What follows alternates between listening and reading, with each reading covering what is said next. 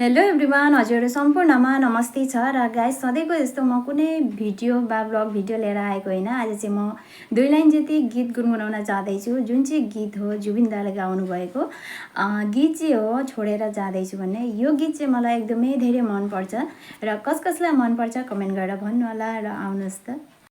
छोडेर जाँदैछु बिदाईको क्षणमा प्रिय, यो मनलाई भुलाउन झुटो रमाउन एकचोटि हाँसिदेऊ प्रिय। कसलाई सुनाउनु यो मनको व्यथा, दुनिया यो बहिरो छ। आफन्तहरूलाई नै ठोकर दिँदा मुटु यो रोदो रहेछ।